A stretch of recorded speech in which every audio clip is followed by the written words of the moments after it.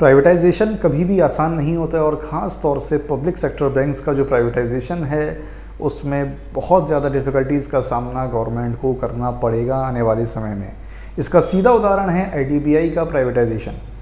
IDBI के privatisation के ऐलान को हुए कितने साल हो चुके हैं, लेकिन आज भी आईडीबीआई का जो प्राइवेटाइजेशन है वो कम्प्लीटली नहीं हो पाया है। सिर्फ और सिर्फ एक इफ़ेक्टिव प्राइवेटाइजेशन है। कैबिनेट से मंजूरी मिलने के बाद भी आईडीबीआई के प्राइवेटाइजेशन में बहुत सारे दिक्कतें आ रही हैं, बहुत सारी मुश्किलें आ रही हैं। दोस्तों नमस्कार, स्वागत है आप सभी का मेरे यूट्यूब चैनल पर। आप देख रहे हैं द बैंकर वाइन्स। उम्मीद करता हूं कि आप सभी लोग अच्छे होंगे।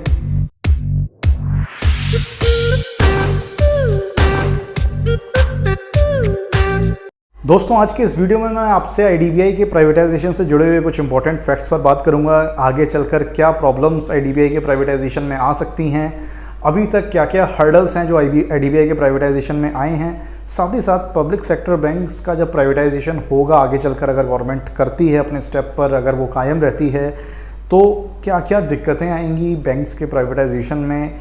क्या आईडीबीआई वाली प्रॉब्लम्स रहेंगी या फिर इससे भी हटके और दूसरी प्रॉब्लम्स होंगी पब्लिक सेक्टर बैंक्स के प्राइवेटाइजेशन में। दोस्तों तो बने रहिएगा इस वीडियो में अंत तक मेरे साथ। बात कर लेते हैं सबसे पहले तो आईडीबीआई बैंक के प्राइवेटाइजेशन प्रोसेस की। देखिए दोस्तों, आपको पता है कि ट्रांजैक्शन एडवाइज़र की नियुक्ति गवर्नमेंट ने की थी। जुलाई में बिड्स मांगे थे और कई सारी कंपनीज़ ने, जैसे कि अर्नस्ट एंड यंग्स हो गई, एसबीआई कैपिटल हो गई, ICICI सिक्योरिटीज़ हो गई, KPMG हो गई, इन सभी कंपनीज़ ने अप्लाई किया था ट्रांजैक्शन एडवाइज़र की बिड के लिए। ट्रांजैक्शन एडवाइज़र्स वो होते हैं जो कि बैंक्स के प्राइवेटाइजेशन के प्रोसेस को आगे बढ़ाते हैं, जो कि किसी बायर को ढूंढते हैं और एक अच्छी बिडिंग पर गवर्नमेंट की संपत्ति को सेल ऑफ करते हैं। वो होते हैं ट्रांजैक्शन एडवाइज़र, जिसमें मार्केट सोर्सेज के अकॉर्डिंग KPMG ने सबसे कम बोली लगाकर, सिर्फ ₹1 की बोली लगाकर ट्रांजैक्शन एडवाइज़र बनी थी आईडीबीआई के प्राइवेटाइजेशन के लिए। लेकिन अब न्यूज़ ये आ रही है कि उसने गवर्नमेंट से 52 वीक्स का टाइम मांगा है। ये लगभग 1 साल के बराबर है 52 वीक्स। तो 1 साल का समय मांगा गया है KPMG की तरफ से आईडीबीआई के प्राइवेटाइजेशन को पूरा करने के लिए। हालांकि गवर्नमेंट जो है वो चाहती थी कि इसी फाइनेंशियल ईयर प्राइवेटाइजेशन पूरा हो जाए आईडीबीआई का, लेकिन ऐसा नहीं हो सका और ट्रांजैक्शन एडवाइज़र ने पूरे के पूरे 1 साल का समय मांगा है। देखिए, प्राइवेटाइजेशन का जो प्रोसेस है वो इतना आसान नहीं होता है, वो काफ़ी लंबा होता है। और ख़ास तौर से कोविड के दौर में जब इकनॉमी देश की डाउन है, धीरे धीरे पटरी पर आ रही है, ऐसे में बायर्स को ढूंढना, बिडर्स को ढूंढना कोई आसान काम नहीं है। साथ ही साथ प्राइवेटाइजेशन करने के लिए बहुत बड़े स्टेप्स होते हैं। मुझे इतनी जानकारी नहीं है कि क्या क्या होता है, लेकिन फिर भी मैंने एक बार अपने वीडियो के माध्यम से चीज़ों को आपको एक्सप्लेन किया था। तो अगर उस चीज़ को पढ़ें तो बहुत सारे हर्डल्स होते हैं जिनको क्लियर करना होता है। अब जैसा कि आपको पता है कि 94% पार्टनरशिप LIC प्लस गवर्नमेंट को मिलाकर है आईडीबीआई की।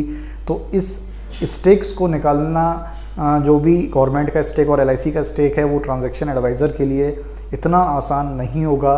यही सोचकर उन्होंने पूरे के पूरे 1 साल का वक्त मांगा है। और आईडीबीआई का प्राइवेटाइजेशन हम कह सकते हैं कि अभी और होने में लगभग 1 साल का समय लगेगा। जो मैनेजमेंट का कंट्रोल अभी LIC के पास है, वो मैनेजमेंट का कंट्रोल किसी और के पास जाने में अभी 1 साल का वक्त और लगेगा।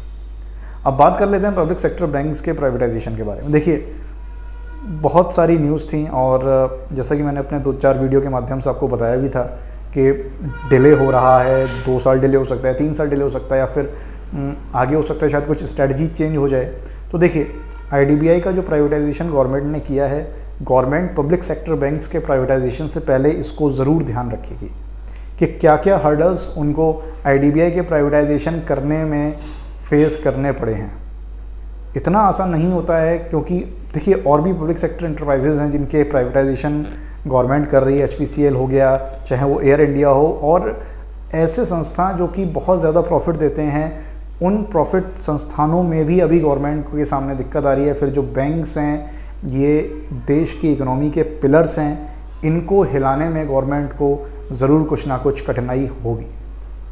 देखिए, जैसा कि मैंने आपको बताया था कि गवर्नमेंट अपने फैसले से तो वापस नहीं होगी, क्योंकि अगर गवर्नमेंट रिवर्स बैक करती है या फिर बैंकों के प्राइवेटाइजेशन को कैंसिल करती है या पोस्टपोन करती है, तो एक गलत मैसेज जाएगा। तो हो सकता है गवर्नमेंट अपनी पॉलिसीज़ को चेंज करे, पूरा स्टेक ना हटाकर कुछ स्टेक कम करे, या मैनेजमेंट कंट्रोल वो किसी प्राइवेट ओनरशिप को ट्रांसफ़र ना करके अपने पास रखे।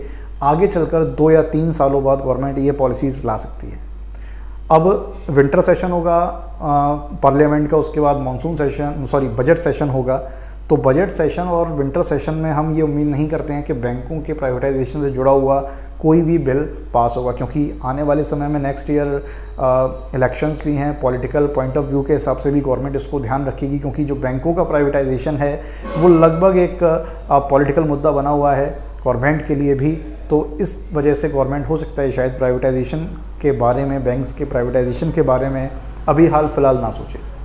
तो आईडीबीआई का प्राइवेटाइजेशन लगभग 1 साल का समय मांगा है ट्रांजैक्शन एडवाइज़र ने।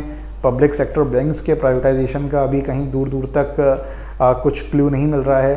तो ऐसे में हम ये कह सकते हैं कि हो सकता है शायद प्राइवेटाइजेशन का जो प्लान है वो गवर्नमेंट रोल बैक कर सकती है उसको लेकर, और हम सभी बैंकर्स के लिए और जो भी एस्पायरेंट्स हैं उन सभी के लिए ये एक पॉजिटिव फैक्ट और न्यूज़ बनकर रहेगा।